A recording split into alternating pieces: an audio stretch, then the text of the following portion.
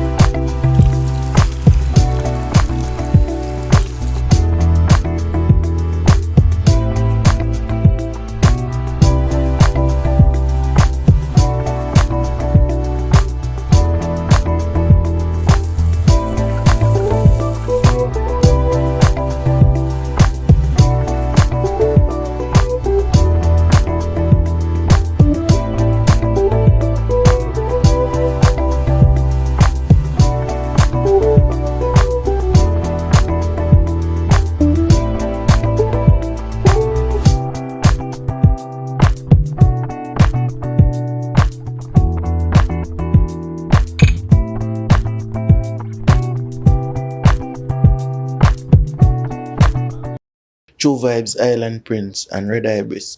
For the month of February, this t-shirt I'm wearing, the Black Excellence, that's what we have. I'll put some images of the t-shirts we have on sale for this month. That's our special t-shirt for the month of February.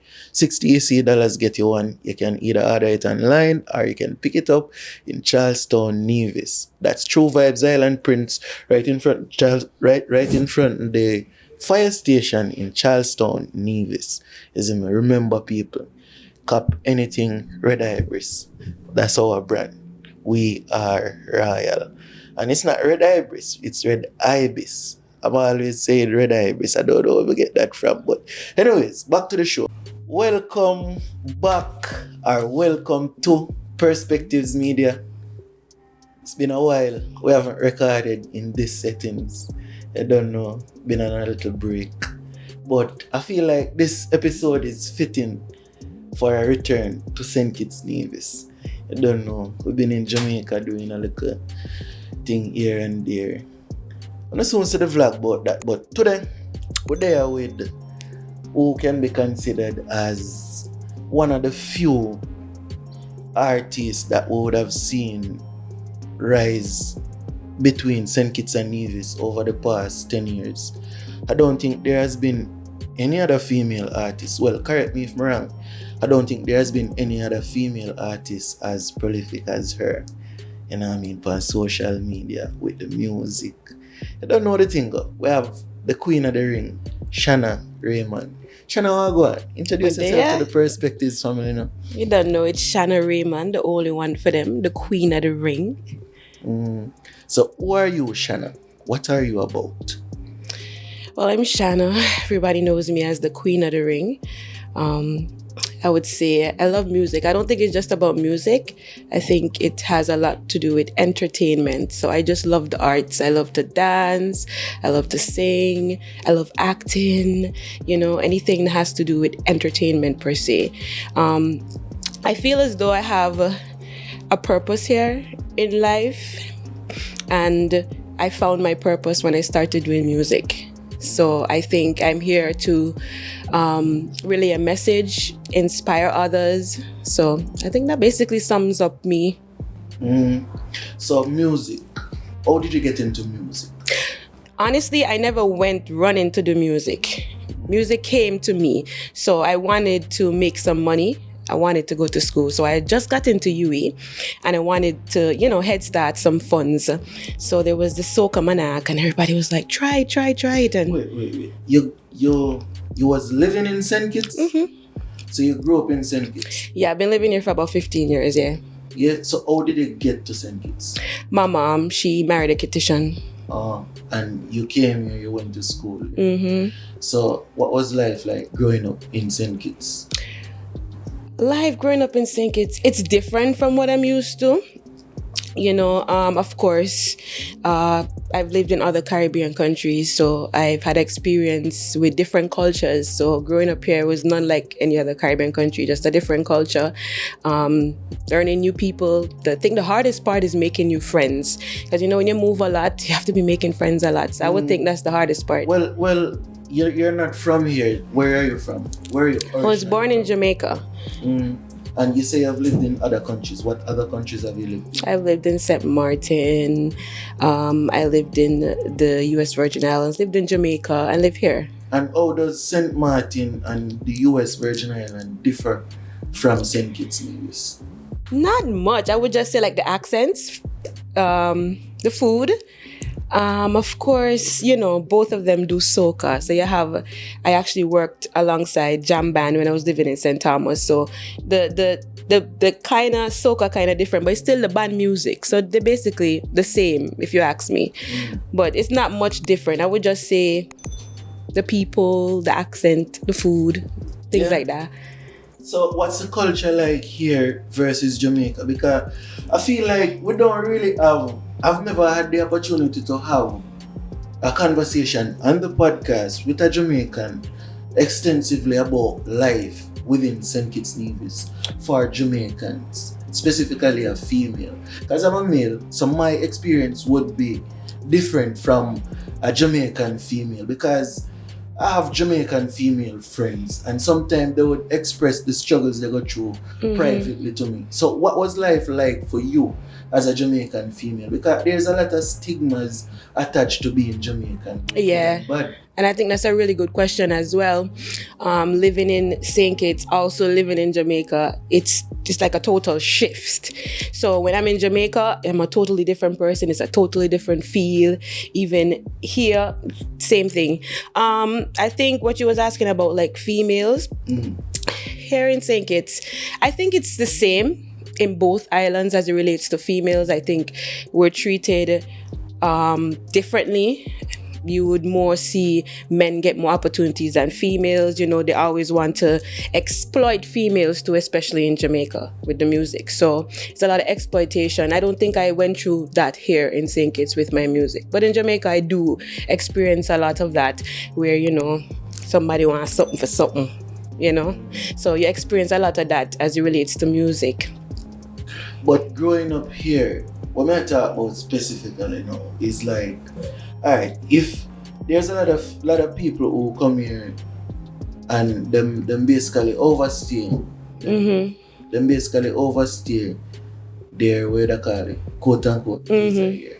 Because you would get 6 months to stay here legally, and then after that you have to look like a work permit. Yeah. Then no females who know them basically them stay back, and you hear the stories of bad treatment and jobs. People who basically... I don't think it's just females though. I think it's an all-around thing because I experienced discrimination.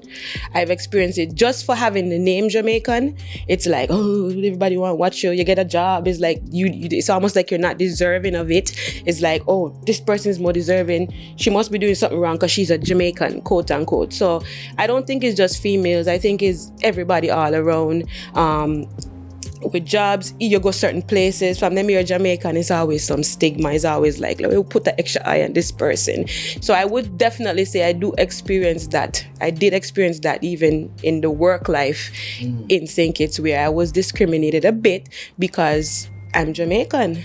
And I think what the females would tell me is like prostitution too. That stigma of Jamaicans doing prostitution is something for them get labeled.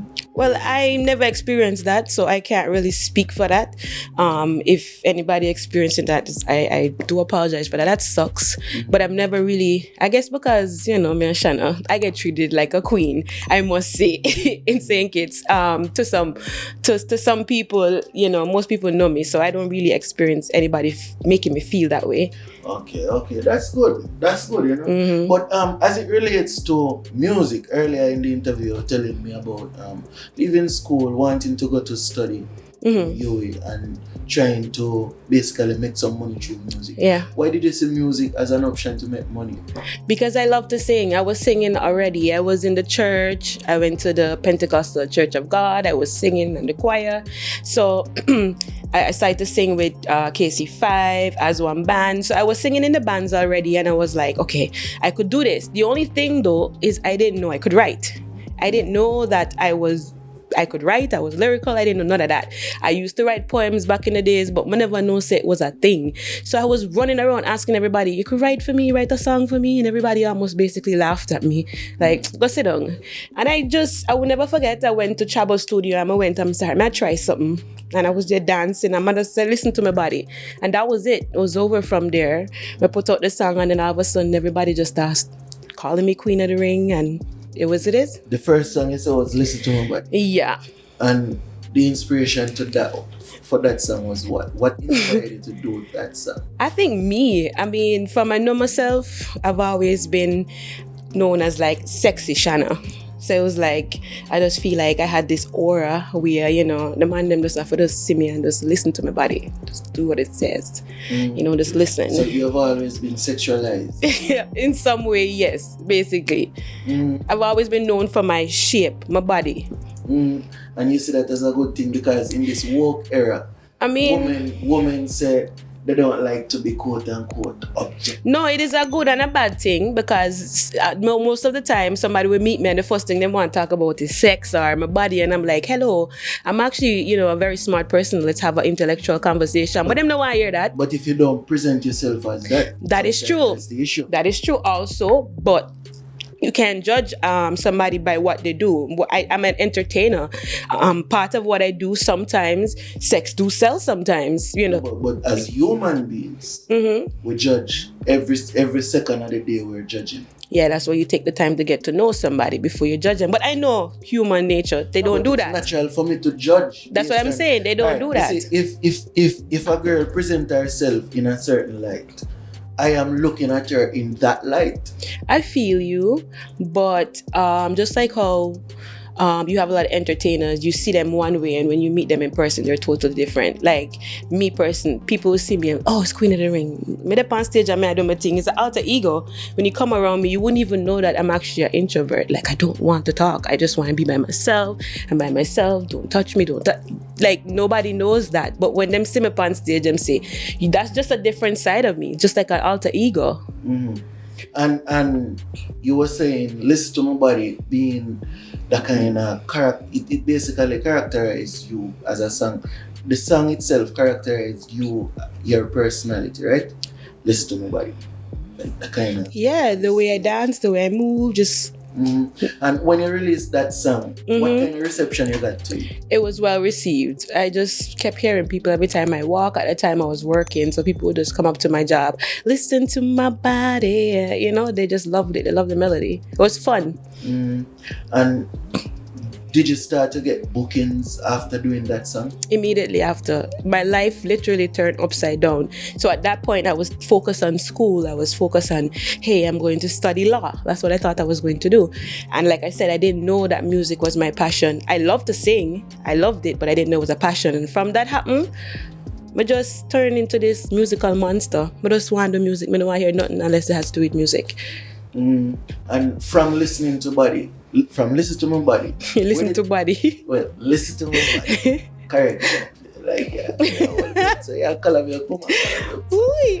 No, from that song, where did things go for you? Like, in terms of your career, because you wanted to go to school. Did you eventually went to school? I was studying. I wasn't studying law, but I did, was studying at the time. My music basically took off. It just became this household name. The Queen of the Ring was one of the songs that I released within that time frame, and it just became this household name. So everybody just start calling me Queen of the Ring. And I decided, hey, I was still in the bands. I was singing with KC5, and I was like, you know what, time for me to venture out now and make myself a whole brand. So, I got booked for the music festival. What year was this? I started late 2015. That was Soca Monarch that I first started. And from Listen to My Body, you went to Queen of the Ring. What was your inspiration behind Queen of the Ring? I went into the studio. I think Rinch called me and he was like, we have this tickle drum rhythm and we need a female. I said, yeah. So I go up on the mic and I started something and he was like, You are the female, the only female. I need you to come strong. And I was like, oh. So it's like a bag of man in our boxing ring. I met one woman, so met the Queen of the Ring. And when I said Queen of the Ring, him say, yeah. And that was it. It was like, oh. He basically helped me to realize my role that year. Yeah. My role was, I am the queen with all these men and I'm here to represent for the women. From Queen of the Ring, everybody started to call it this Queen of the Ring. Shanna get popular. How did you deal with popularity? Because St. Kitts is such a small place, and once you're popular, once you're in the public eyes around here, it's like everybody have an opinion of you. And not everybody can necessarily deal with that. So how did you deal with that? At first, I loved it, mainly because the kids at the time, the kids loved me, and I love kids. So I was like, when I see the kids, I get happy. I just want to hug them, make them happy. After a while now, when I try to, divert a bit more into, more adult music, I think now you have to deal with the public. The public have all these opinions and everybody have something to say and all these, things that just ain't true. So it became a bit toxic after a while, but I'm grateful for the good and the bad times because it really teach me how to maneuver around this, what you guys call it, popularity or whatever. At first, I didn't know how to do it. I would just, things would just happen and I would just, But now I kind of have an idea how to deal with it. And I also understand that sometimes, not all publicity is bad. So if they talk, they talk. At least they're talking. That's how me see it. What are some of the things they would have said in those times? In which times? What do you mean? Like when you just break out on the scene, you start to do more adult type of music. You said that's when the negativity would have came. So what are some of the things people would have said that basically bothered you? Okay, we're human. I try my best not to make most of what people say bother me. But of course we're human. Some things will bother me. And when they say things and it's not true, it doesn't bother me because it's not true.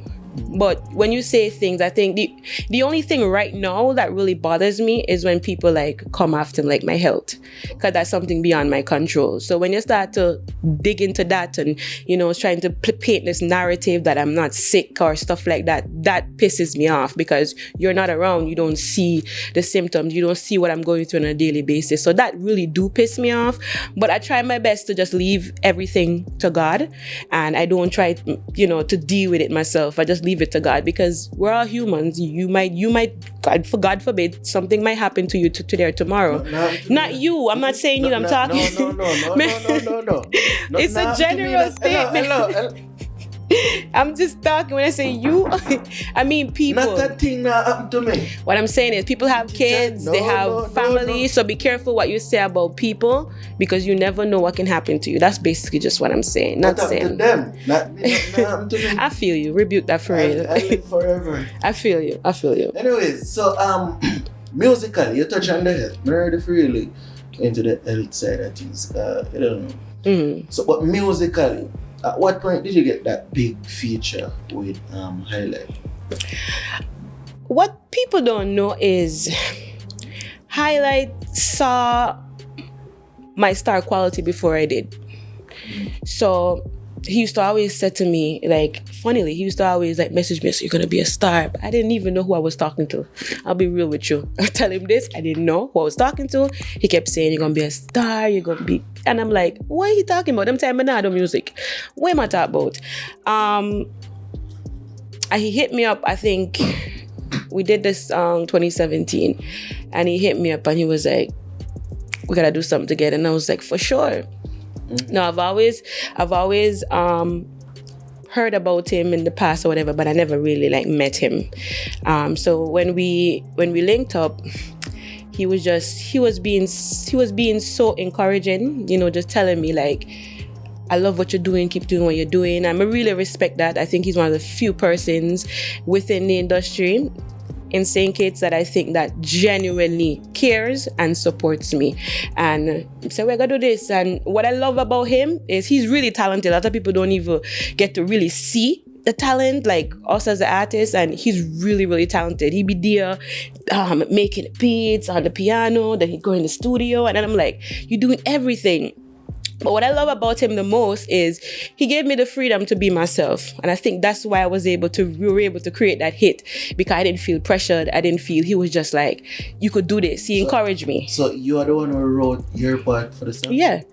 And what was that experience like, other than just the fact that you're working with one of the most popular artists in St. Kitts?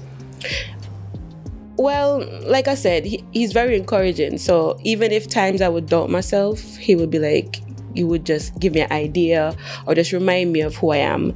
And, we would talk about what we want this song to be to the public. And that's how we came up with Harmony, because I really do feel like the two of us, we have a musical harmony. And when that song came out now, how did things change for Shanna?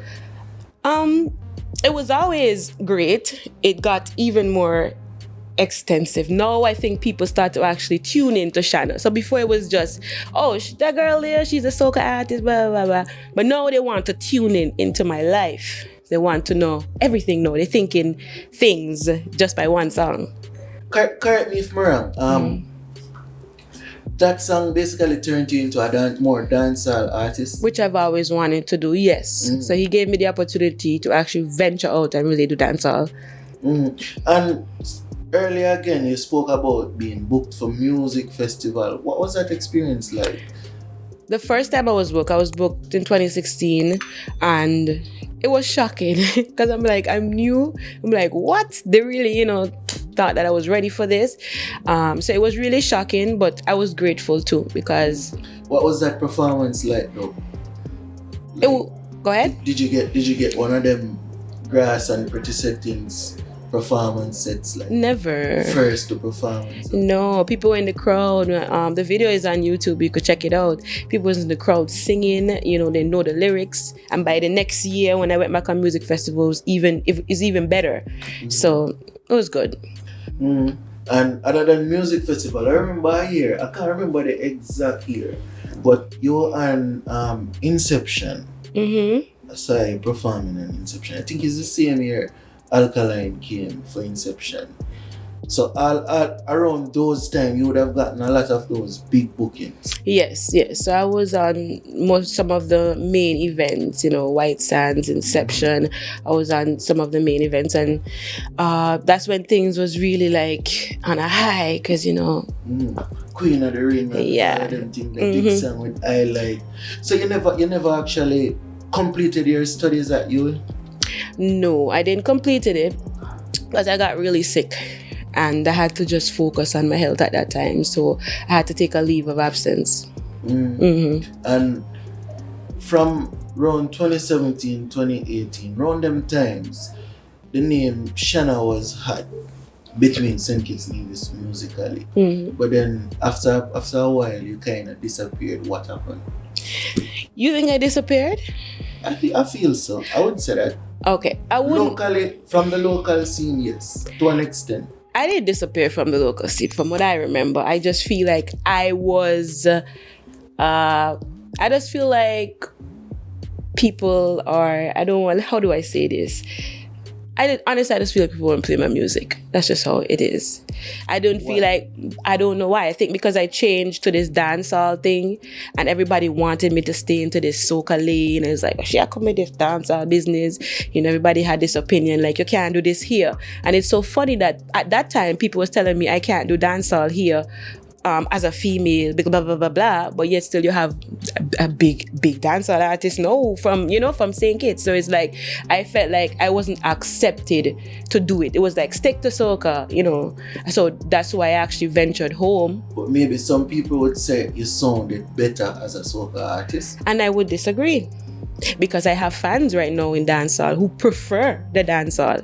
So it's a matter of opinion and different market. So when I went to Jamaica, I was doing my thing. I mean, I wasn't able to be as active as I was like with social media when I was in Jamaica, because I was in Jamaica, I gotta be working, I still do music. Not like here where I have this freedom where I'm just Shanna. Like I said, in Jamaica, I'm a totally different person. When I come to St. Kitts, it's like, I'm Shanna, I'm queen. There's all this whole different aura. When I'm in Jamaica, there's a bigger market. I'm competing with 1 million people. Nobody knows you in Jamaica. That's my point. No, but people know me, but it's just not on that level as here in St. Kitts. I wouldn't say nobody don't know me in Jamaica. That would be a lie.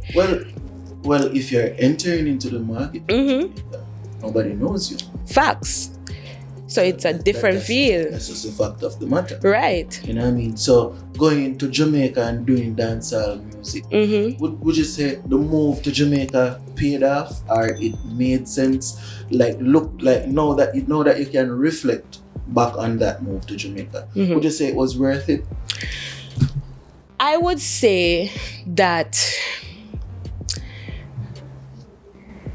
to some extent it was. And I'm going to tell you why. Even though you may not have seen me as publicly in the eye, like when I was in St. Kitts all the time, just in the public eye all the time, behind closed doors though, I was making connections. And a lot of people don't understand that a part of doing music is not just doing the music, it's networking. So you have to really get to know these people within high places. You have to know persons within the industry. So you don't see it. But I have a lot of people within the industry that are looking on. They want to see what's going on. They follow me. They keep up with me. They're advisors, mentors. And those are things I didn't have when I was in St. Kitts. Like there was a lot of things about the industry I didn't know. Nobody was teaching me. Like what? A lot of things, even about putting out my music. I used to just go and get a beat and they give me the beat, I put it out. I didn't know nothing about music. Oh, like in terms of registering music? The business part of the music. I didn't know nothing. So you basically was only making money off of performances then? I didn't know nothing. That's what I'm saying. It was just hit a stage and that's the money. I didn't know the nitty-gritty publishing. I didn't know none of that. So where did all of that publishing from the songs and so on that you would have recorded in St. Kitts went? That's the thing. At the time, everything was just in the wind because I didn't know what I was doing. So you have got everything sorted out? Yeah, since like in Jamaica, like I said, I have people that actually teach me. I'm not perfect because I'm still an independent artist. I don't have a manager. So there are still things that need to be done. There's still things that I need to learn about the business. But I've grown so much as it relates to the business part of music, which is very important aside from just looking like you're an artist. And going to Jamaica, you basically fall in the sea with million fishes. Facts. You know what I mean? How was Jamaica? Well, I was adapting to Jamaica because in St. Kitts you have a level of stardom. Now you're back to this regular person. As you say, you had to work a 9 to 5, whereas here you could have pursued music as basically your way of supporting yourself. How was that like? How was that? I mean, at first it was really hard because it's like, they don't know me, you feel regular and you're like, when people treat you a certain way, like in my mind, I'm like, I wouldn't get that treatment if I was back home in St. Kitts. But how I got into really trying to get into the market in Jamaica was freestyling. So I was home. I didn't know the parties. I didn't know I had to make friends. So I can't just get up to a party and I do anything. So what I did was, I remember Jada Kingdom had the banana challenge. I'm just jump on that. She repost me, and from that, I just start freestyle and just have them repost me. And I think that's how my popularity grew, especially on social media. The freestyling, just jumping on dancehall artists beat and just freestyling. Even that I didn't know I could do. So speaking of freestyle, I remember back in them times, you had a freestyle to the stylogy thing, and you said, vagina tastes like pumpkin. That was a kind of viral moment. That you can't believe it though. Why that? Like, out of everything in this world, why said that your vagina tastes like pumpkin? In the song, they kept saying something thick like dumpling, and something like pumpkin. So I was just being fun. I'm an artist. That's what I'm here for. I'm being playful with music. And I was like, okay, well, something tastes like pumpkin. People was like, pumpkin? Well, pumpkin tastes. But it doesn't really have a taste, does it? It doesn't. You ever boil some pumpkin and eat it? I don't feel like pumpkin would be the best. No, but if you ever boil pumpkin and eat it, though, I gonna stand by my song. You ever eat pumpkin, like boil it and eat it? It don't really have a taste. It tastes nice and just fresh and just healthy. So I guess my thing is healthy. Not necessarily. I'm standing by it. It was all fun. Standing by that? It was all fun. It was all fun when I did the song, but I'm standing by it. My vagina tastes healthy. Like pumpkin. That's what's up. Full of water, you know? That's like the pumpkin, yeah. But I try imagine that, you know. Pumpkin. You can't imagine it. You may have to just experience it. No, not with me. Not with me. I just mean in general. Okay. Woo. Man, you know, take those things, I take those invitations seriously. I take those invitations very seriously. Anyways, moving on now. So from that challenge, that was basically a real viral moment for you in them times. And with the negativity, how did you deal with the local negative comments and so you get from? I found it funny. Like people were sending like this tastes like people thought that maybe they was gonna make me mad or sad about it, but I genuinely thought it was funny, and I love the fact that people were enjoying the music. You know, I felt like I accomplished something, because I feel like as an artist, you're supposed to be able to have people talking and, you know, coming up with trends and stuff. At that moment, I felt like I started a little trend. Like people was like having jokes about prices of pumpkin, and it was just funny, and I liked it. I loved it, honestly. So it was basically like a social media troll. Yes, it was. Yeah, it was fun. It was fun. So you were in Jamaica, and around them same times, correct me if I'm wrong, was when you revealed your sickness to the world. How long ago did you find out that you were sick? Well, I really started to get really sick in 2017. But apparently it seems as though I had symptoms from before. I just didn't know that there were symptoms. But I really started to get sick from 2017. Got hair on. And what sickness did you have? At the time, they didn't know what it was. I would sometimes I would just feel sick. I would faint. I get rashes. I get swelling. And doctors didn't say, because I remember one specific doctor kept saying that it was lupus. And I was like, nah, you know. And when I went to Jamaica, because I didn't just go to Jamaica, I went to Jamaica for vacation. And when I went to Jamaica, now I got really, really sick. And I started to see a specialist, and they explained, well, she herself had to take out a little while, because it's really hard to diagnose, because there's hundreds of autoimmune diseases. And eventually I found that it was lupus that I had, based on the symptoms and lab results. So lupus, what is lupus basically? Educate me on what exactly is lupus. So it's basically an autoimmune disease that could affect healthy organs. So it could affect your kidney, your heart. You know, for me, it normally affects my joints and my skin. So sometimes, as my skin look good now, people wouldn't believe it, but there are times where it's just full of rashes. Then it just clears up. You know, so swelling. But yeah, it's life threatening. You have to basically stay on medication. You know, for the rest of your life. Some people have the opportunity for it to go into remission, so they could come off the meds and it calms down, but it's still there. But yeah, it's not the best thing. And from 2017 to this day, you still have that disease? Unfortunately, yes. And what is life like living with that disease? It's hard. I think it's the hardest thing I've ever had to experience, dealing with hate and people saying this and that has nothing like this. I've had periods where I'm in so much pain where I couldn't even move or walk. If I move, it's like I'm crippled, like everything in me is like everything going break. Medication, cost of medication is crazy. So that's what I was saying. Even when I was in Jamaica, at the time I had to start working because I needed to, you know, to pay for get medication and deal with this. I have to see the doctor every 3 months, sometimes every 2 months. So it's really hard. Right now I even changed my diet, so I don't eat meat. You know, it's so much. It's a lot. So it really does affect you mentally, emotionally, physically in so many different ways. And at a point, I saw that you basically started a GoFundMe to support yourself and with that sickness. What was it like to basically put the pride aside and say, oh, I'm asking for help? All right. When that happened is when I went public on social media. One day on Facebook, I mainly went public on Facebook because somebody was trying to defame my character. All right. To speak on that situation? Yeah, somebody was trying to defame my character. In terms of what? Saying that I'm not sick.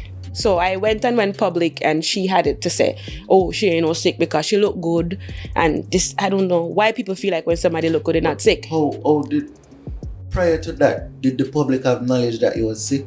No, because I never told anybody. I didn't want to have to, I didn't want to look weak to the public that, hey, she's sicky. No, but why did that person, or how did that person get the information to bring to the public? What information? It's not true. So they can't get that information that's not true. It's just a lie. But you're saying, okay, let's try to make sense of the situation.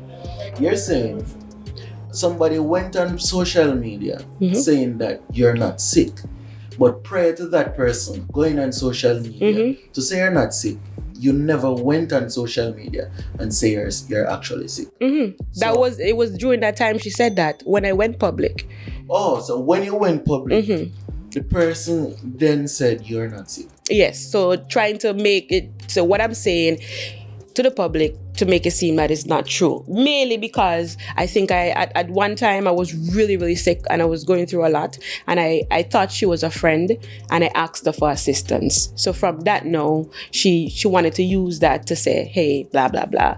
And yeah, that's where it basically started. And what was it like now going to the public and saying, hey, I have this disease? And I remember seeing the pictures of your sickness. Like, what is it like having to basically expose certain even some of the pictures when we see? Me personally, I wouldn't show nobody them. I feel like I had to. Like I said, that my character, they were trying to defame my character. Even before that, like I said, I came to her for help. So before I even went public about the health, she, wanted it to be a big thing. And Shanna, and I'm like, I needed people to understand why I was going through this moment, why I was looking, why I was looking skinny, because people were making fun of me. Oh, you're looking skinny, not knowing that I'm actually dealing with something. So I felt like I was obligated to. I had to tell. I had to be transparent and let people know, because people were so invested in my life. Like, what's going on with Shanna? I had the most to say, so I had to let them know. But as a public figure, especially here in St. Kitts, that has to be expected. Right. You don't know, you're in the public eyes, and we see you look certain way, we're gonna say, well, go on with Shanna. Right. If I hate Shanna catch. Right, but I felt like it was that would have come to my mind. You know? It was up to me to educate the public about what it is. Some people didn't even know what lupus was. You understand? So I feel like I had to say something and educate people about it. Yeah, and coming out online and actually coming back to these same people and asking for help. What was that like? When I went public, like I said, I don't know nothing about GoFundMe. At the time, I'll be honest with you, I'd probably seen it, but I've never really followed it up. And I think one or two of my fans hit me up and they was like, I think you should start a GoFundMe. No, I don't know nothing about GoFundMe. I'm being real with you. Just like you said, pride. I was like, Lord, I don't know I don't know what figure to put, because the first thing they're gonna say, I'm begging, blah, blah, blah. And normally when people do GoFundMe, somebody do it on behalf of you. No, I am the person begging. So you know, this big scrutiny. So when I did it first, I was like, okay, I don't know what to put. I don't want anybody to question me or whatever. So I just put a small amount. And when I put the small amount now, it became this big thing now, because when people came back to me, they was like, why did you put just a small amount? You actually really need help. And medical expense is very expensive. I was like, I really don't want anybody to, say anything. Like you said, pride. And then I decided, okay, all right. So I went and changed it, because when I put such a small amount, it was so attainable. It was really easy attainable. When I put it now, everybody have this idea like, she did, people stay. Yeah, she look money. She look money and see. And then I'm like, look at it. When I first did it, I'm here thinking about the public, which I shouldn't have done, because look, no, they want to scandal me for changing it. So I just wish I was educated and I had great people in my corner when I was doing that. It probably would have been received better, but I didn't know anything about it. I put a small amount because I was thinking of what people gonna think. And then when I did change it to a more reasonable amount to assist me, that's when, the whole rah started. Yeah, guys, a small break in this podcast to tell you all about our sponsor. You don't know, True Vibes Island Prince and Red Ibis. For the month of February, this t-shirt I'm wearing, the Black Excellence, that's what we have. I'll put some images of the t-shirts we have on sale for this month. That's our special t-shirt for the month of February. $60 get you one. You can either order it online or you can pick it up in Charlestown, Nevis. That's True Vibes Island Prince, right in front of the fire station in Charlestown, Nevis. Remember, people, cop anything Red Ibis. That's our brand. We are royal. And it's not Red Ibis, it's Red Ibis. I'm always saying Red Ibis. I don't know where we get that from. But anyways, back to the show. So we're speaking about the lupus situation and actually asking for help. Now, when we say asking for help and looking at the situation from the outside, a lot of people would cast judgments based on the lack of information, basically. And sometimes on social media you would see people have their opinions of things based on misinformation. So if the first time them get this information, it's based on what you call it, false news, quote unquote, fake news, then they would have that perception of the situation. You see me? So sometimes me find that even on YouTube I would put out a video and people have certain opinions of it. And you find that people would nitpick the smallest thing, like the smallest flaw to focus on when you have 1,000 different positive things happening. So me just not pay none of them no mind. Like me not adjust nothing at all. The good or the bad, me take them just the same, because the mouth that say yes said no, basically. So that's basically something I always look upon as it relates to social media and people saying things.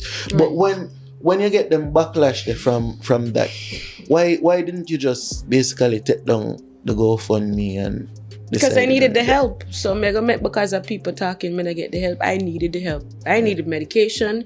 I needed to see doctors. I had labs to take. I look here, my shame box dead when it comes to my health. It dead. Because when you're sick and you're in pain and you don't know what you're going to do, there have times where I had to take one pill where I don't have any medication and break it in half. was I supposed to take the whole pill for it to serve for our next day just because I didn't have it to buy my medication? So what me I will am pride for? That's true. And you see, people now know them things because you look on you on social media, them now see. You know, you be on social media, people not necessarily show the bad side of things, you know. Exactly. It's all positive, you know. Right. Why go on social media every minute balling, looking crazy? You're gonna always present yourself well, right? Yeah. And you as a brand too. Exactly. Doing music. And a lot of people don't understand that. So when them see me, them like, oh, you got money and that. I am Shanna. And I am very blessed in certain little ways. Like my hair, I'm just lucky sometimes to just have a friend to assist me do my hair. So I'm able to look a certain way just because of who I am. You get where I'm coming from? Sitting here doing an interview with you, you know what I mean? Like, because of who I am. In them times, how did that affect your mother? Like, people saying all these things about you. My mother a warrior. Nothing you can say can face her. She handles everything that goes on with me and the public very well. You know, just don't you dare come in her face trying to disrespect me.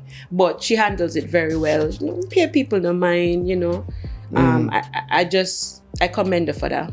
And when you got the amount that you wanted for the fundraiser, and you actually was able to get the help you needed. That's a really good question. I love that you asked that question. No, when I first got that, life is so funny because when I got that, my life turned upside down again.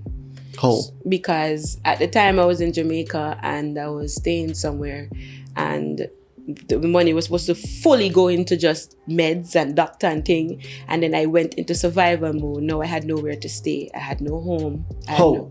How? It just happened. Life. How did that happen? We don't have to get into the nitty-gritty. It happened. Wait. You try to tell me, say, you were seeking assistance I was for staying medical somewhere. needs. And you were staying somewhere. Now you get the assistant for the medical and needs. then I had to leave where I was. Why? Because I was put in a position to have to leave. How? Because I was put into a position where I had to leave. But is there some personal responsibility you would need to take based on that? Because you can't tell me say somebody I go just put you out just so. It's very complicated, but I had to leave. I would like to understand the complications. I had to leave, and at that time, and this is me opening up a part of my life where I didn't even have to say. So I had one point where I had nowhere to live, and I had to find somewhere to live now. I went to stay with friends, family. So I was in survival mode now, because now I had nowhere to stay. I had to get things. I didn't have certain things, living things. I had to get things. I was seeing my specialist very often, because at that time they were trying to diagnose me fully to make sure how far I'm along with the disease. So I had to deal with all of that. I had to change my diet. That's where you saw me really slim. So I was plant-based. So I had to spend harder because I couldn't eat certain things. So I had to spend even more to eat certain way. How did you finance that lifestyle at that time from the fundraising? The fundraising, and then my music was still bringing in money. So because I was still active on the internet, I still got opportunities. So I would get features, but it is not often. Like in St. Kitts, where I would get it a bit more often. It would be like maybe a month here, maybe 2 months here. I would just get a little opportunity where I could do something with my music, either dubs or a little feature or something. But why not come back to St. Kitts? If Jamaica's so hard for you in them time, why not come back to St. Kitts? When that happened, I was studying. So it was a matter of can't give up. I have to still fight to try to do what I had to do. And I was in St. Kitts. It wasn't a matter of I was just in Jamaica. I was in St. Kitts for 3 months here. I was in Jamaica for 3 months here. But so, Shanna, that in St. Kitts for 3 months, in Jamaica for 3 months, that's not a struggling life. What do you mean that's not a struggling life? That was for like 1 year though. It wasn't straight because Corona, I was stuck. I was in Jamaica straight through Corona. No, but if you're saying there was a struggle and you're in survival mode. Because just like I said earlier, there are people that I don't have to go into the nitty-gritty, but there are people that would assist me. If I'm struggling and I'm going through something in Jamaica, I've had instances where persons in society assist me and get me a plane flight back to my mom. So why take a next flight, go back to Jamaica? Because I didn't feel, there are a lot of things that I was going through, like with the industry and people and hate and how I felt, and I just felt like I needed to try something else. I didn't feel comfortable doing certain things. You know, I started to stay home a lot. I was unhappy because I just feel like I was just going through a lot personally, mentally, with people. And it Here in grew. St. Kitts. Yes, I was. So I needed space sometime, and I had to think of my mental health. So you basically fell in depression in St. Kitts? I felt depression everywhere I go, but I was feeling a state of depression in St. Kitts because I was going through so much, especially with, you know, the talk with my health and then other things. So you basically went back to Jamaica, and going back to Jamaica only worsened the situation. I wouldn't say worsen. Why you say worsen? Because you basically saying... You mean in the time that I was sick? Yeah, in the time Because remember, that you were this sick. is years now I've been doing the Jamaica and St. Kitts thing. So you can't just say, it's just like one time. No, but alright, you mentioned the going to Jamaica and you spending... We're taking the interviewing stages, right? So you mentioned going to Jamaica, like you're saying, at a point, you was in survival mode. And during that point, you came back to St. Kitts and you went back to Jamaica. So Not right away. That's the timeline. I think maybe that's where I got it wrong. All right. When I came public about my illness, that was Corona. Yes. Maybe you don't remember. Yes, that's during Corona I was there time. straight through Corona because nobody could move. Right? So I was in survival mode, and that was beyond my control. It wasn't a fact where you're going to say to me, oh, why I didn't come back to St. Kitts? I couldn't. Right. I couldn't. I was stuck. So I had to survive where I was until it was clear to come. And when that was 2 years after, when things died down, I couldn't fly. I couldn't fly for 2 years or a year and a half or so. And then when things died down now, just like I had to get home, and I came back to St. Kitts. And when I came back to St. Kitts, you know, things happen. And then, like I said, depression. Things like what? A lot of things happened. Like I said, the public, you know, I was just going through a lot of depression, and I just had to go home to get a peace of mind. So after Corona, you came back to St. Kitts, then you went back to Jamaica. Yeah, after some events and stuff. What?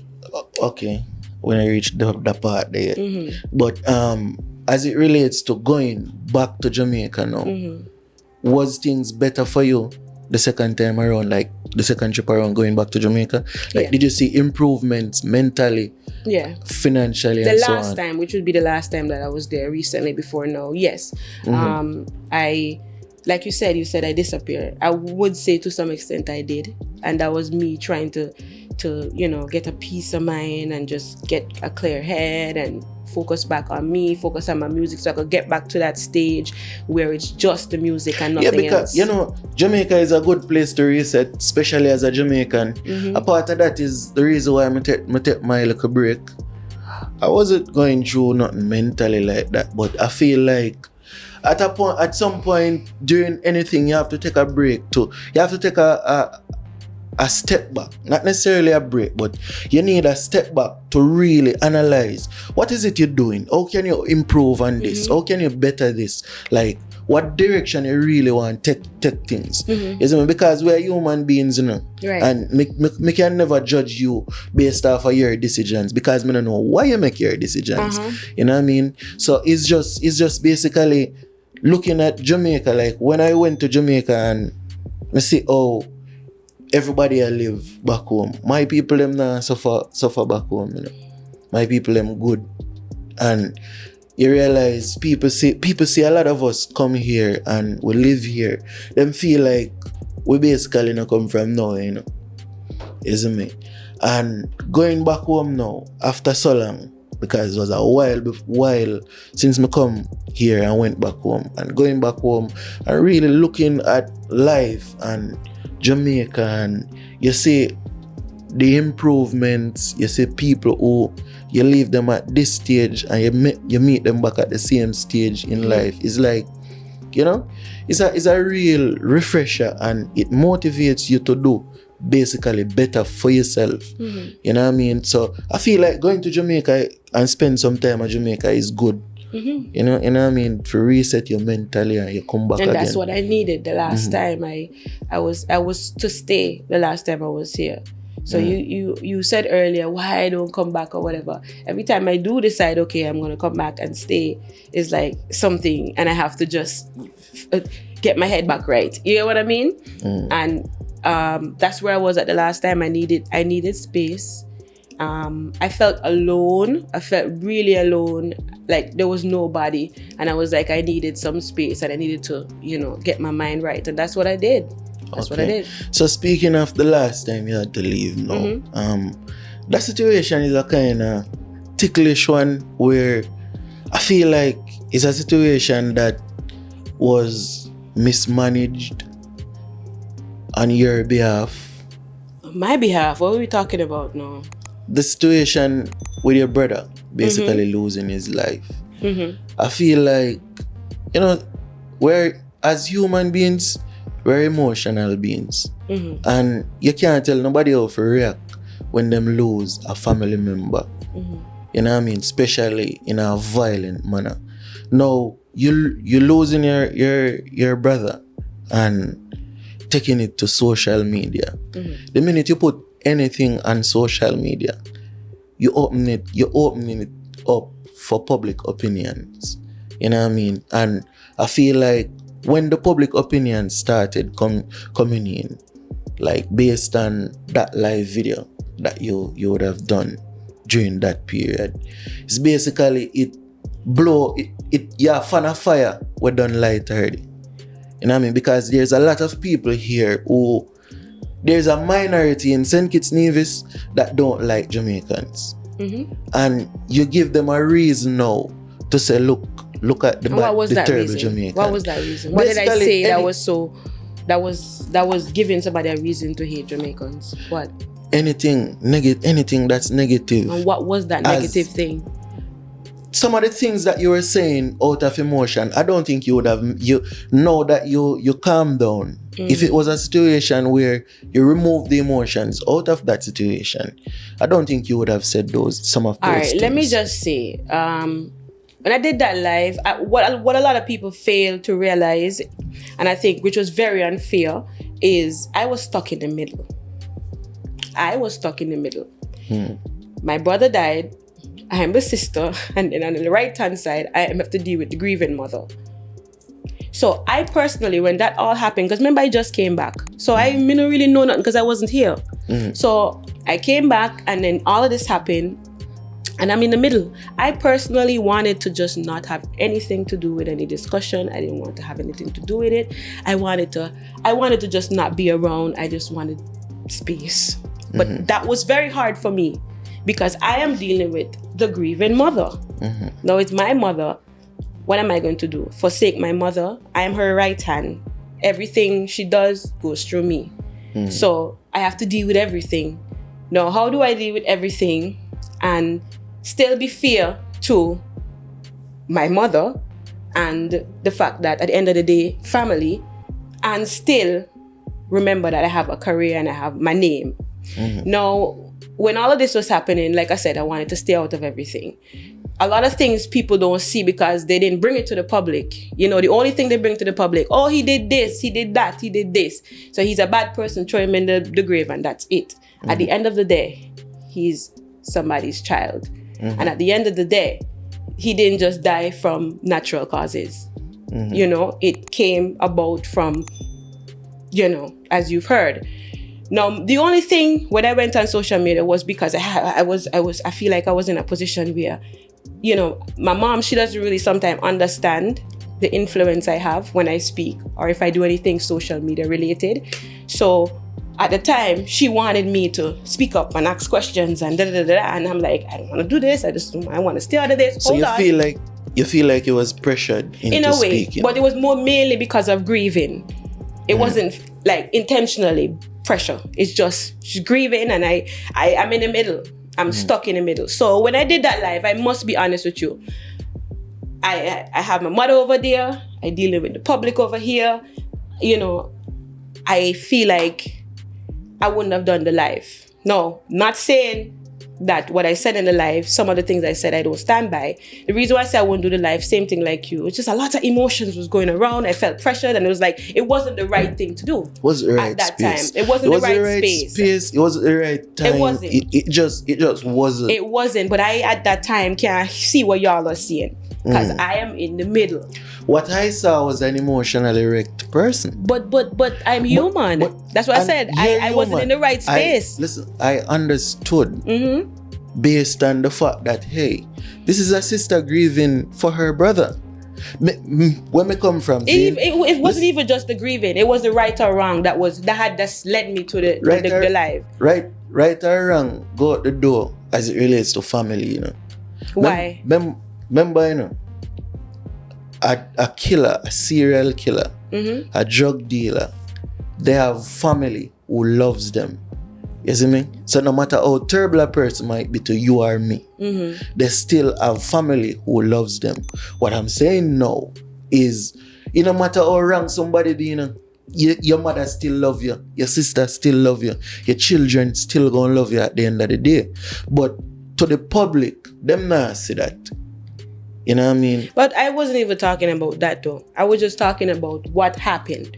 It wasn't about what he did. Like I said, I don't support nothing. But naturally, that they may have said he did. I don't support it. The public will take it. I get it, but you not. As I'm saying, you don't know what's going on behind the scenes for me to have all these emotions. No, we're the grieving family. Let me just say this: we're the grieving family. No, we're Jamaicans. I think both families were grieving. Okay. Okay. All right. So we're the grieving family because we are actually the one that somebody's life was taken. So let's say that. No, we're Jamaicans, quote unquote. No quote unquote. Wait, let me just say this. No quote unquote Jamaican. I'm a Jamaican. Well, I'm a Jamaican. We're Jamaicans. Now I told you I've always experienced discrimination and little stigma here and there because of it. The reason why I did the live, let me tell you the reason why I did the live. It wasn't because of what he did. Like I said, and I will say it here again, I do not support abuse. I was assaulted before, badly. So I don't support abuse. I wasn't around my brother to know none of this. I wasn't even in St. Kitts. I was in Jamaica when this happened. I just came and then this took place. Now, the part that was bothering me is the fact that the public got one view of it. Oh, self-defense, and that was it. That was it. Everybody wanted us to just shut up and don't ask any questions, which was unfair to me because at the end of the day, that's not how we saw the scene being played out. When we reach on the scene, you have people in the community and friends and who know get to go and look at his body, and then they tell me and my mother to stay aside. So we're being pushed to the side. They don't want us to see anything. Don't want us to do anything. We saw the autopsy. The autopsy shows something completely different than what is being shown in the public. So you can't blame us for wanting to have to ask a question. All I wanted to know was how this happened.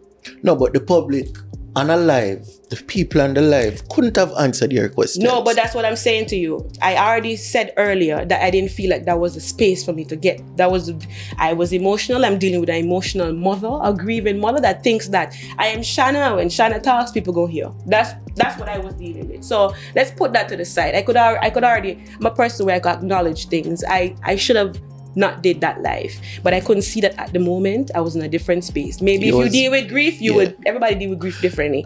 As I said, right? But I understood what I was looking at on that live. Right. But the public, people with a narrative and people with an agenda, all right, sometimes somebody not like you and them just look an opportunity for tear you down. And that was the opportunity for them. You gave them the opportunity. It was, but at the end of the day, why do I need to be buried for something that I didn't do? Regardless, because it's guilty by association, because I am the sister. I didn't do anything. Because I didn't do anybody anything. But there are people who would look at that live and say, you was defending a quote unquote abuser and did a you legend. sit and listen to the live? No. Because if you did, you wouldn't say that. I was there. I said multiple times I don't support abuse. So if you listen to the live, you wouldn't say that. You didn't. You heard what you wanted to hear. No, many other people. No, what I'm saying, listen my words clearly. I hear you. There are people who would have said that. Yeah. Not me. All me see was a sister grieving over her brother. That's all I saw on that live. If I was anywhere around you, I would have take the phone and turn off the live. That's my only opinion. You know what I mean? When people, you can't tell people how to grieve, you know. So even if you did sit down there and I defend your brother, and I say your brother innocent and he was murdered, I would have supported you saying that. And me say that without no apology. Because everybody have people who love them, regardless of any situation. If my family member was killed, me not gonna feel like, me not gonna come and make it seem like, oh, he deserved to die. Right. By And no that's means. what I feel like everybody wanted me to say. But when you come publicly come set things now, people gonna take it and run with it how them want it. I feel you. Isn't it? So that's the only thing no that Shanna did wrong was going live. And I can agree to that because I wasn't mentally prepared to do that live either. I don't think so. So I could agree to that, but even though it happened, it's the past, it happened. I still don't see where I never was in the live saying I support. I never did that. Everybody that blew off of fly over everybody's head, that part where I said I didn't support that. I just went straight to asking, how did this happen? Why can't the family get to see this? Why this? I was just talking about the fact that we were being put to the side. And you feel like y'all were being discriminated based on what? Yes, we were. Based on the fact that y'all are Jamaicans? Jamaicans, and I feel like the whole situation was a bit like, okay, he did something, he was doing something to somebody, so he deserves to die, so we shouldn't say anything, and we're not from here, so we don't even have the right to say anything. That's just how I felt. I felt like it was like, okay, you not from here, why you say anything for? You come and do whatever, your brother come and do this, hush him out and go bury your brother. That's the energy I was getting, and I was like, if it was you would. I've seen a lot of people I know, family died from nonsense, and they themselves, even though people are bashing the person, they were there trying to make sure, helping and whatever. So I felt like nobody stopped to realize I was in the middle of a very bad situation, and then I'm a public figure, so it's gonna get even worse. I could have stayed quiet completely, which is what I wanted to do. But like I said, I'm over here dealing with my mother. Everything she wanted me to do. I had to drive I had to go and identify the body. I had to do everything. I didn't want to have to do that. It was my first time ever having to deal with anything like that in my life. And I would imagine that took a mental toll. It did, because it was like, it was my debt.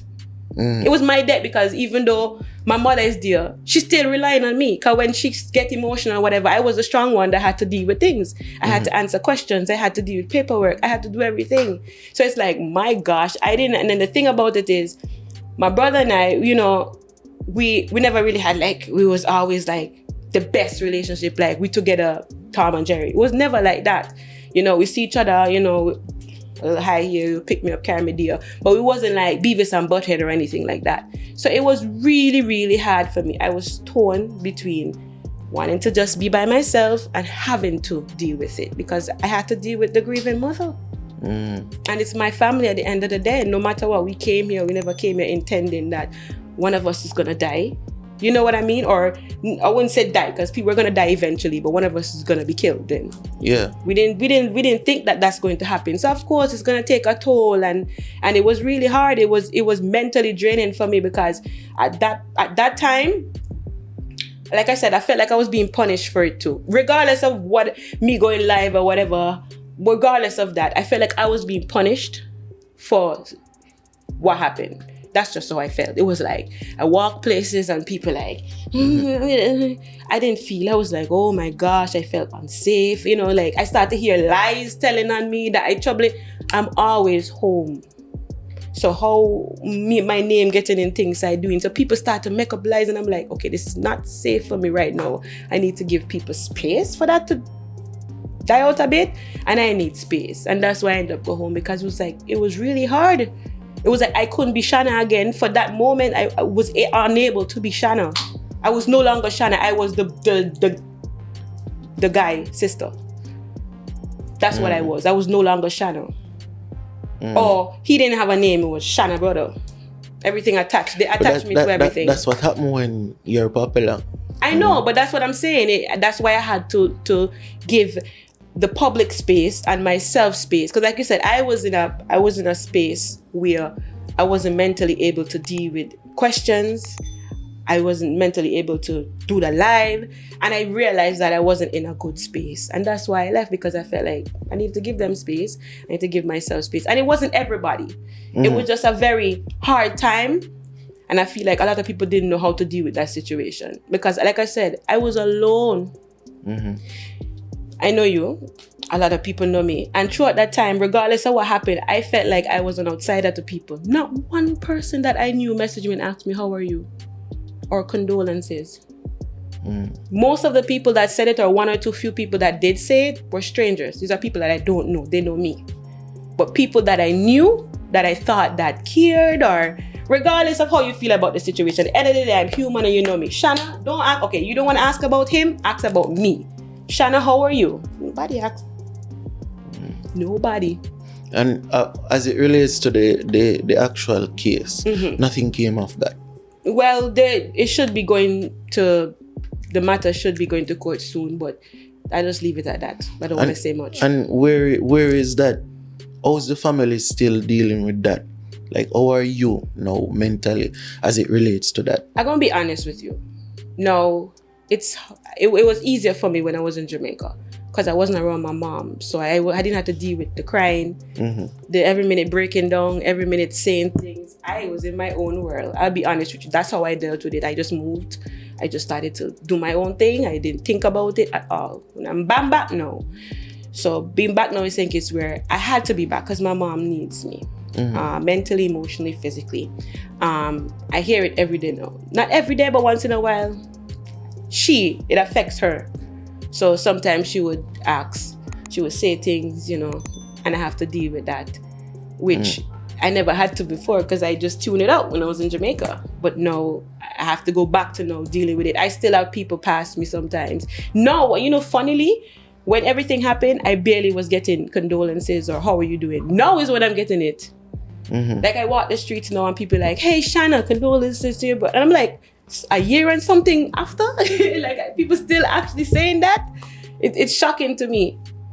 Yeah, because you see, again, I revert back to my original point. Us as human beings are emotional, and we're patriotic also. Now, when the general public in St. Kitts and Nevis see this happening, them see a Jamaican abusing a St. Kitts Nevis, a Kittian or a Nevisian. That's how them see it, Them not see a human being that lost their life, unfortunately. You know what I mean? Regardless of the situation, people are patriotic. I get that. I get the fact of the matter. I get so all of now that it blow off and people actually see you, them see a human being now. You think know so? what I mean? I feel like that. I feel like I'm okay now. I could deal with people. In the heat of the moment, people gonna feel how them feel. No, people gonna have them opinion. Yeah, that is true. But I think some people are holding it still. I really do think that they're holding it in their hand, like almost like I'm the one that created the crime or something, or I did something wrong. But as it relates to that situation, then, what's the outcome you'd like to see? I just want the truth to be told. That's all. Because I feel like what the public is seeing, the way that they made it go down, is not the truth. I just want the truth, the way that it really happened. That's all. And after the truth, I would like to think, would get some closure. Yeah, it's mainly especially because of my mother too. Because she deal with it hard. It's her first child. At the end of the day, regardless, we all ain't human. A lot of people are doing nonsense. I ain't supporting anything that he may have done. But it's still her child. So I really would want her to get some closure. And I think the closure will be for the truth. Because I just don't think that the truth is in the public. That's a heavy hitting topic still, and right, I don't want to get into that. I really want to lament upon it too much. But the reason why I would have mentioned it is because I feel like it's something important that I don't feel like the last image people would have had as it relates to that situation from you was you emotional and alive. So now addressing the public, St. Kitts Nevis, because a lot of people watches this show. So I would like people to see it from a different perspective, quote unquote. You know what I mean? Like, now that you're more calm, you're more relaxed, you can actually express how you really feel, and people can get more of an understanding of. Me personally get more of an understanding now of your stance on the issue, isn't it? Because as me say, you're a human being. Everybody have family who love them, isn't it? So moving on now to something more light. Don't you put a smile by your face. Relationship. How is relationships for you? What exactly are you asking? How is relationship? Dating as a public figure in St. Kitts. In St. Kitts. It's hard sometimes because it's like I say, everybody doesn't have this picture paint in their mind of who Shanna is. What's that picture? You know, she's sexy on stage. So some people just So people feel like you're promiscuous. You're a very promiscuous person. I wouldn't say all, but some people approach me just sex. Just sex all the time. I mean, I get it, why? But it's like there is so much to know about me. So are you currently dating? Yes, I am. You're in a relationship? I'm not in a relationship. I'm just dating. What that mean? Ladies always say, female always say they're in a relationship. They're just dating. But is it that you're just having random sex, or I'm not having sex at all. I'm celibate. Hold on. A small break in this podcast to tell you all about our sponsor. You don't know, True Vibes Island Prince and Red Ibis. For the month of February, this t-shirt I'm wearing, the Black Excellence, that's what we have. I'll put some images of the t-shirts we have on sale for this month. That's our special t-shirt for the month of February. $60 get you one. You can either order it online or you can pick it up in Charlestown, Nevis. That's True Vibes Island Prince, right in front of the fire station in Charlestown, Nevis. Remember, people, cop anything Red Ibis. That's our brand. We are royal. And it's not Red Ibis, it's Red Ibis. I'm always saying Red Ibis. I don't know where we get that from. But anyways, back to the show. What do you mean by celibate? I'm just not having sex. Cricket. What do you mean by you're not having sex? I'm abstaining from sex. How long now? Okay, I think I reached 2 weeks. 2 weeks? Psh, bro, I've gone longer than that. 2 weeks is nothing. I think I'm almost at, okay, I ain't gonna lie, it's a couple months. It's almost close to a year. And you've been dating? Yeah. So, what kind of dating is that? I don't feel like people date nowadays. People use the word date like you're there with somebody. No, but what is the date? What is dating? Dating is, getting to know someone. How do you get to know somebody? I don't know. You go out, you spend time with someone, you have conversations. Does this going out cost? Yeah, it's gonna cost. And who is it costing? Well, I'm old school, so I mean, if a guy's gonna take you out, then the guy is gonna pay, right? So yeah, try to tell me, say, for a year. No, look at me. Look at me. Okay, not a year. It's been a couple months. Joking thing there. So for a year, you just say a year, you know. I said for close to a year, for close to a year, a guy or guys have been taking you out, spending money on whatever date, food and the outings, drinks and so, and now get no sugar. Is it mandatory that a guy takes you on a date and he has to get sugar? For me? You asked me that personally? So your first date, you get sugar on your first date? But more to say it like that. Sounds like that's what you're saying. It's expected. It's expected on the first date? No, eventually, not the first date. Okay, obviously I'm not a child. If a guy is gonna be taking me out consistently, of course he's gonna have sexual feelings for me. But I don't want. But a year, are you still at that pressure? I said I'm celibate for almost a year. That's what I said. However, it don't mean that if somebody was dating me in August, that person dating me now. Maybe he was dating me and I realized he's crap, so I let him go. I know what I want and I know what I'm looking for.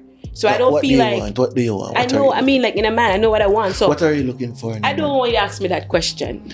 So why we can't answer that? What I I'm feel like saying we're is- having such no, a good wait, hold conversation. on. What are you looking for in a man? What is Shanna No, looking listen for to in a me. man? That's why I'm dating. So I can find it. I can see what I like and know what I don't What do you like. like? Sometimes you don't know what you like until What do you get like? it. What do you like? I like a gentleman. What's a gentleman? Somebody that makes me feel like a queen.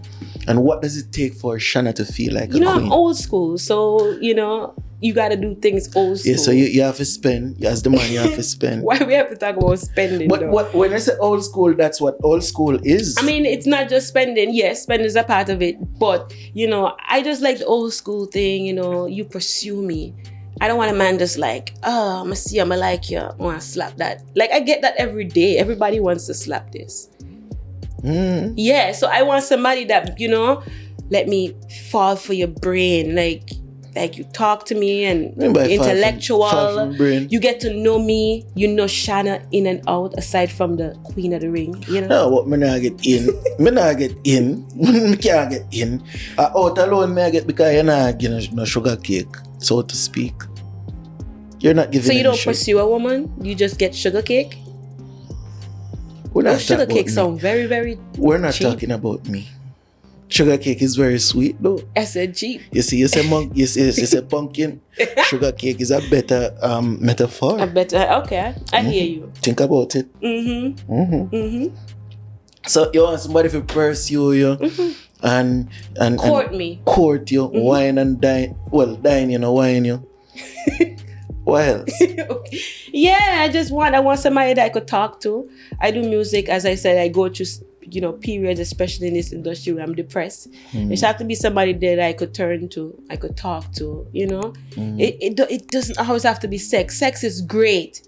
Don't get me wrong, sex is great. But I want you to know me first and experience. By the time you get it, it's supposed to be like, oh my gosh, it was worth it. Not great enough for you? What do you mean not great enough for me? If you're abstaining for a year, that it's not great enough for you. You have not met. You don't think I want You have sex? not. I Because don't, I'm celibate? no, I think the issue is what you have gotten is not to the quality of what How could you decide somebody that? like me would offer. How could you decide that? Because I'm celibate? Because you're celibate for a year. You know Why a you year ask me why I'm celibate? You assuming that it's because I'm not getting quality. Yeah, it seems so. You can't say that. That's not true. I can. You can't say that. I can say what I feel. It's my perspective. And you think, okay, sometimes you could be getting quality, but the person itself is not quality. Maybe the is quality, but everything else isn't. Yeah, try tell me say, as a national, Jamaican national, Zayn, you celebrating for a year, and you have been getting quality. Before the celibacy? Yeah, I did. So why are you celibate? Because he was trash. I had to get rid of him. In terms of what?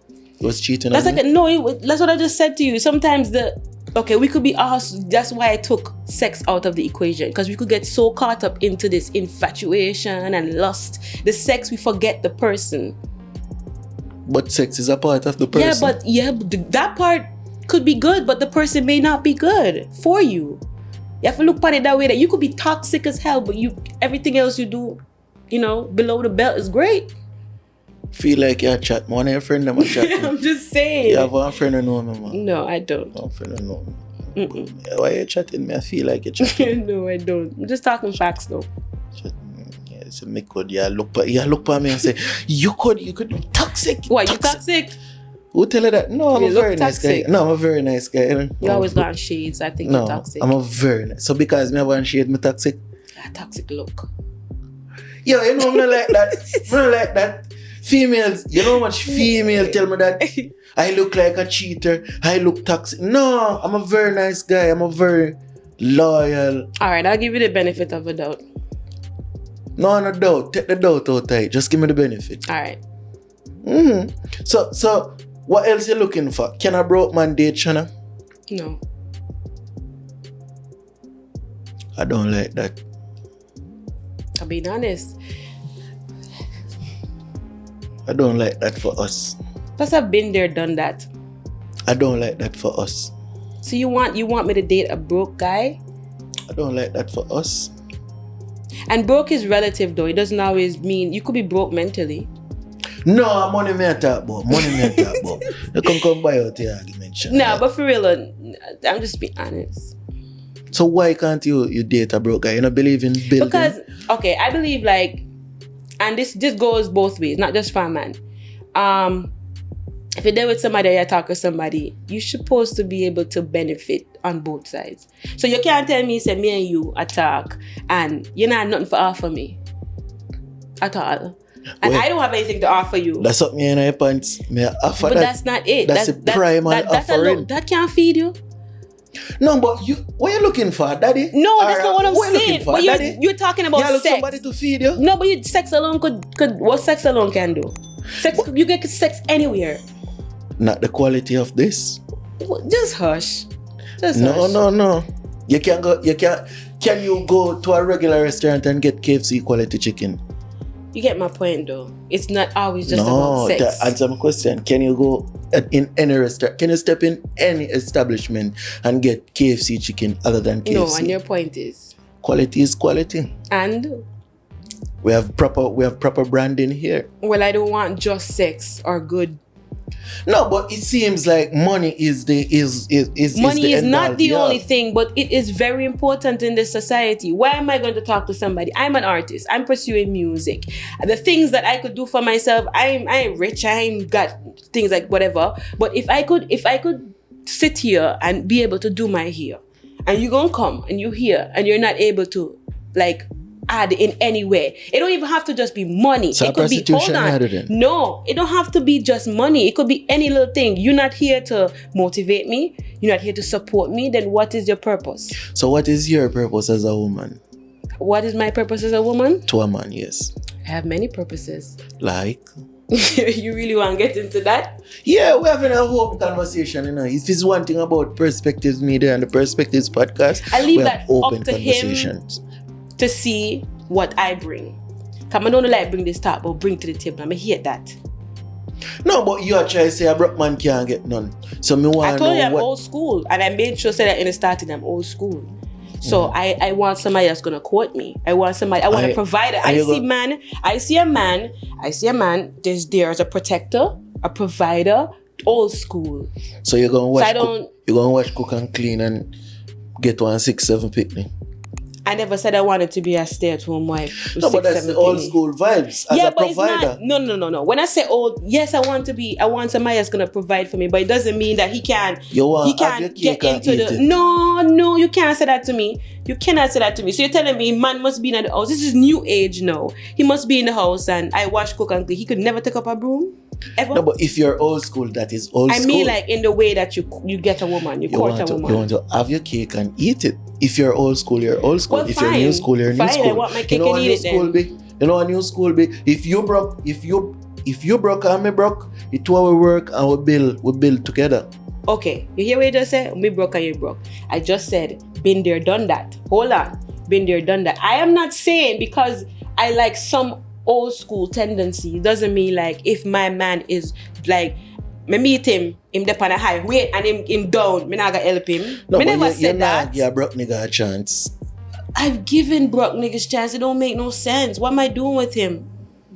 You're building. I'm not Bob the Builder. Let him build a little bit more first. Then he could come over here. So if you come over there with your broke self, you come build you. Me not ask if you're rich. I just wanted to have your head by your body and I try something. You can't just tell me you're broke. Yes, I'm saying it could be your mentality too. Cause you could be there, you could be broke. You maybe you have a little change, but you're broke. You don't know what to do with it. You just sit down there, you're not going nowhere in life. That is broke. I don't want that. So broke is not just. It's a state of mind too. You don't think so? I feel so. I feel you. So it's all of that. What am I going to do with somebody that's mindset is like that? Them just sit down and want to stay down. I don't got time for that. I need somebody that's going to motivate me and help me to elevate. I do the same. Okay, that's fair enough. Because I say, when I say I wouldn't take up a broke man now, I feel like, you know what I mean? I feel like, you know? What is I broke? don't like that. Because some people have money and they still think they're broke. I don't like that. Because I'm broke, you know? Rebuke that. I'm broke. I'm broke, sis. Yeah, I feel. Anyways, so as it relates to dating too, to expound a little bit, have you ever dated somebody in the industry? Have I ever dated somebody? No. So you wouldn't do that? I would. Like a handsome fella like call me, you know. You wouldn't date me. I would date somebody in the industry. You wouldn't date me. When we want to date me, you don't already have somebody. Me? This is not about me. It's about you. Just asking. I don't disclose those things anymore, you know. I would like to, because I feel like I've always said that I would like to try it. I just never found so you'd like to date? I would date somebody in the industry because I feel like they would understand what I'm dealing with and what I go through daily. So it would be a bit more easier. But I haven't though.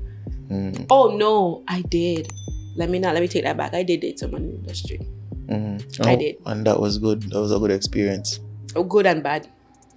Everybody have them good and bad still. No? Maybe you had the problem, you know.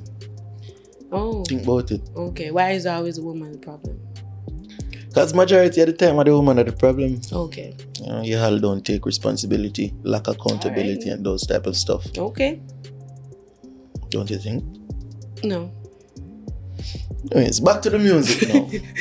I feel like we need to wrap up now. So, back to the music. As it relates to the music, recently I saw you drop a new song featuring Wayne Forum, You. How did you come up with that song? The concept of that song? I think we were talking and I told him that I'm gonna be coming back, and he was like he wants to work with me. You know, normally if you check out my catalog, I don't really do a lot of features or I have a lot of collabs. I think I've had 2 out of the years I've been doing it, but for some reason with him, I don't know, I just I liked his spirit and he was very driven and he knew what he wanted, and I was like, all right, I'll hop on the song. He said he wanted us to do a song together. So when we came, you know, he showed me the idea that he had and we did it. And what I liked most about him was he said, I'm gonna do something, I'm gonna do it. I'm sorry, I'm gonna do a video. And I was like, okay, cool, we're doing this. You know, I'm gonna respect that because he reminded me of myself when I just started out. I was hungry and be driven and just like I go after what I want. And yeah. So about now, you're no longer hungry and driven for this music I still am hungry, I'm driven. I'm just saying when you first start, it's just this crave, like thirst. Yeah, because I think I still am. You know what? We'll find out as it relates to passion, right? We start out with a passion and you're very passionate about it, but over time it gets polluted by negatives. Yeah. You know? So I feel like that happens a lot to a lot of dreams.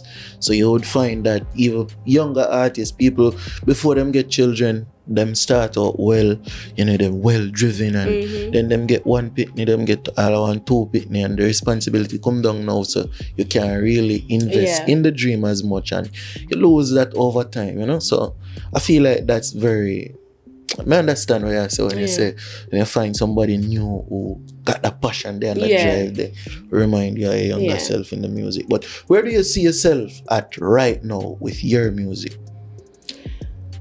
I'm at a crossroads, and when I say that is, you know, I started out with soca, and I did the crossover with the dancehall. So now I'm at a place now is how am I going to deliver these 2 genres to my audience and still be able to maintain the brand? You get me? So right now I'm at a place where I've decided that I'm gonna do both. It's just that I'm just gonna be selective in the time that I release the music, you know. But I'm hopeful and I'm excited.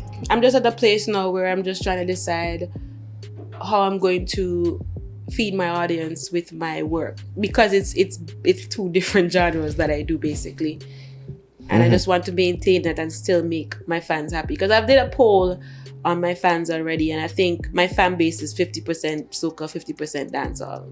It's 50-50. So you feel like you have an identity crisis on your hand as it relates to your music?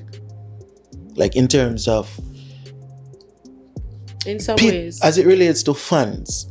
Fans, oftentimes they don't know how to separate like what you are as an artist. That's so you have soca fans and you have dancehall fans.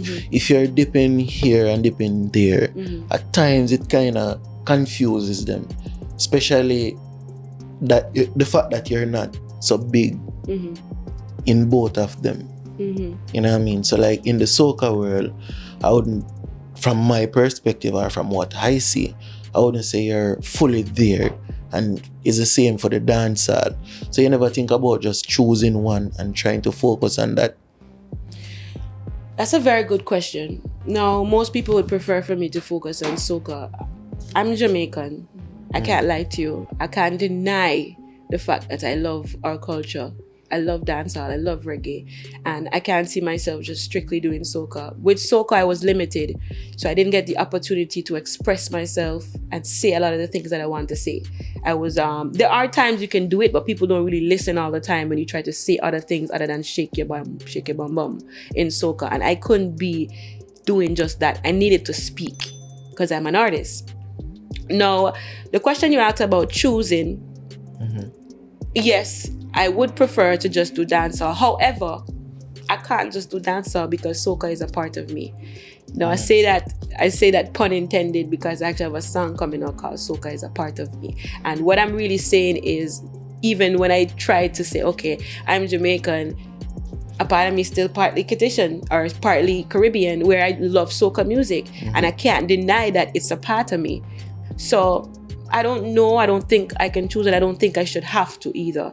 That's the beauty of being an independent artist. I have the opportunity to, lay out my own path. Now, I've never seen a dancer soca artist that dominate both or that could do both and switch so good. And that's what I'm aiming to be. Because, like I said, I grew up in the Caribbean, which means I didn't grow up with just band music. I grew up listening to Buju Banton and them something listen to me. I grew up with my stepfather. So there's two sides of me. There's different parts of me. And I can't deny it. So I don't think I can choose. I think I'll just have to know how to market myself in a way where I'm able to give the audience what they like. Because there are people who love the dancehall from me. You're bad. And then there are people like, but also, I want my soca. You see, when I come here, everybody, you're not in a soca monarch. And it's like, I have to just accept the fact that they love it. So I have to give it to them. Now, the reason why I wasn't doing it for a while wasn't because I didn't want to do soca. I just wasn't in a soca place where I'm getting a lot of soca beats, and I was in a dancehall place. So it was easier for me to do the dancehall. And not only that either, I needed to build up my dancehall catalog because my soca catalog was already so big. So I had so much songs out in soca. So if you go and listen to my music, you see, oh, she's a soca artist. I had to start to calm down a bit on the soca to build up the dancehall. So now when you go, you're like, oh, she's a dancehall soca artist. So that was the aim. And I think I'm actually there now where I could actually say, when there's a time for soca, I could do soca, and you're like, oh, she's do soca too. I think it was really hard though. I ain't gonna lie to you. Like you were saying, they didn't want it. They fight me for it. Oh, what you doing that? They didn't like it. But I fought really hard because I know where my heart is musically. I don't just do music for music. I genuinely love what I do, and I do it sometimes for healing. I do it to help myself. So I couldn't just do soca because I need to express myself more. I need to say things. The amount of things I got to say on the dancehall beat, I couldn't do it in soca. I have a song named Gypsy where I said, you are the only one that determines your future. Those songs don't normally get attention all the time. It's like an artist like Voice that sings inspirational songs. Not many inspirational soca songs get attention. They do. Because soca is just happy music, basically. Right. So, but majority of the time, you have to have a happy beat. Sometimes I'm not happy. Sometimes I'm sad. Well, you see, recently, see, Patrice get a big song out of Fair Situation. Anxiety, yeah. Yeah, I like that song there. Right. Yeah. But that's not all the time that gonna happen either. Everybody want to shake back, bam, bam, guys can't do all the time. That's what they want to hear.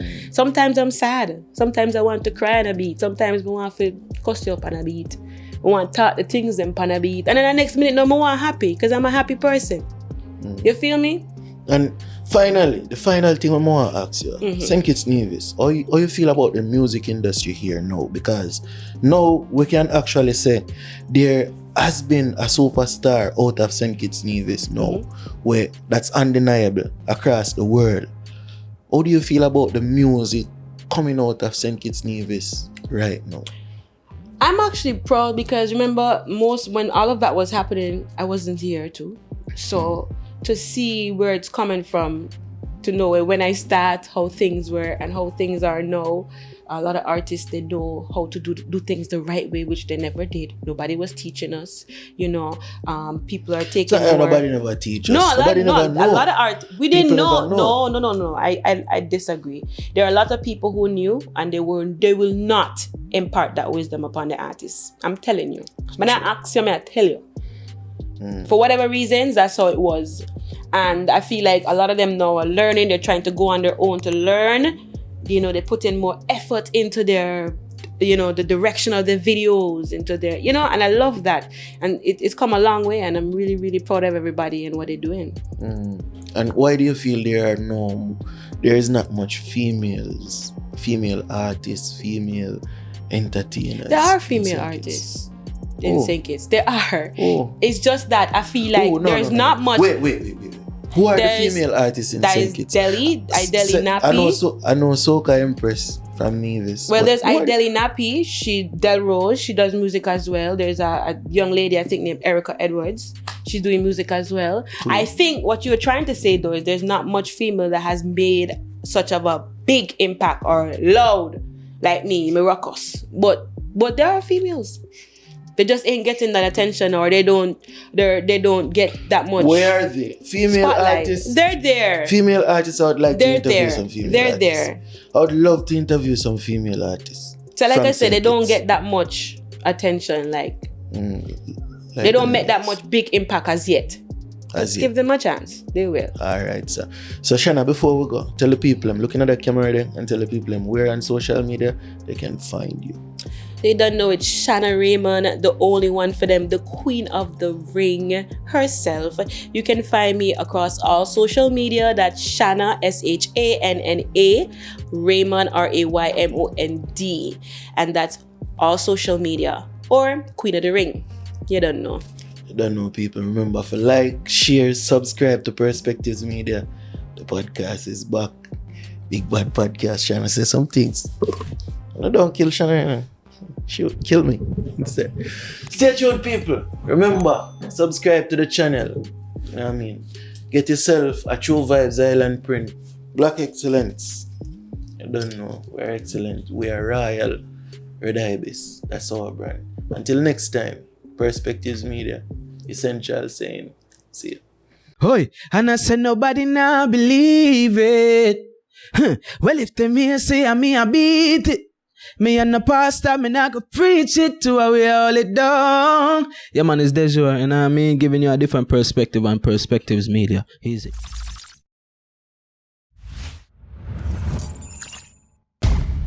Perspectives Media.